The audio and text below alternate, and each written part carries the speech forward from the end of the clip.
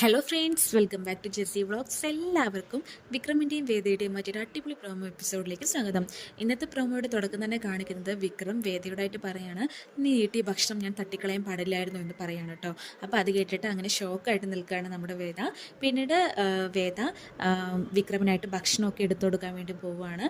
അപ്പോൾ അങ്ങനെ ഡൈനിങ് ടേബിളിൽ ഭക്ഷണം വിളമ്പി കൊടുക്കുന്ന സമയത്ത് വേദ വിക്രമിനോടായിട്ട് പറയാണ്, നാളെ നിങ്ങൾ എൻ്റെ കൂടെ ഒരു ഇടം വരെ വരണം, അതാണ് നിങ്ങൾക്ക് ഞാൻ തരുന്ന ശിക്ഷ എന്ന് പറയാണ്. അവളത് പറയുന്നത് വിക്രം ഇങ്ങനെ നോക്കി നിൽക്കുകയാണ് കേട്ടോ.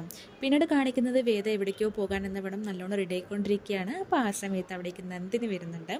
നന്ദിനി വന്നിട്ട് വേദയോടായിട്ട് പറയാണ്, നീ എവിടേക്കാണ് പോകുന്നത്, എന്തിനെങ്ങനെ റെഡി ആവുമെന്ന് ചോദിക്കുകയാണ്. അപ്പോൾ ഞാൻ വിക്രമിൻ്റെ കൂടെ പോവാമെന്ന് പറയാണ്.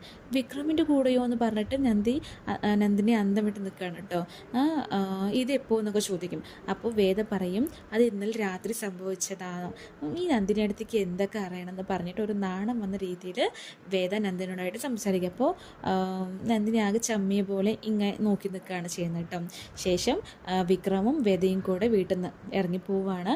അപ്പോൾ നന്ദിനിയെ കാണിക്കാൻ വേണ്ടിയിട്ട് വേദ വിക്രമിൻ്റെ കയ്യിൽ കോർത്ത് ഇങ്ങനെ പോകുന്ന പോലെ കാട്ടും. പക്ഷെ വിക്രം ഒഴിഞ്ഞു മാറാനൊക്കെ ശ്രമിക്കുന്നുണ്ടാവും, പക്ഷെ അവളെ ഇറുക്കി പിടിച്ചിട്ട് പോകുന്ന പോലെയൊക്കെ കാട്ടും. അപ്പോൾ അവർ രണ്ടാളും ഒരുമിച്ച് പോകുന്നത് കാണുമ്പോൾ നന്ദിനിക്ക് ആകെ സങ്കടമാവും കേട്ടോ.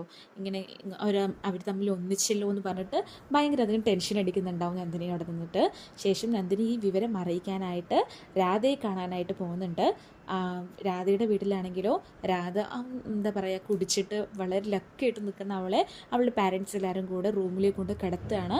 അപ്പോൾ ആ ഒരു ടൈമിലേക്ക് നന്ദിനി അവിടേക്ക് വരികയാണ്. നന്ദിനിയെ കണ്ടപ്പോൾ രാധയുടെ അമ്മ ഇവളെന്തിനപ്പോൾ ഇങ്ങോട്ട് വരുന്നതെന്ന് പറഞ്ഞിട്ട് ഇങ്ങനെ നോക്കി നിൽക്കുന്നതോടാണ് പ്രോമോ അവസാനിക്കുന്നത്. Thank you.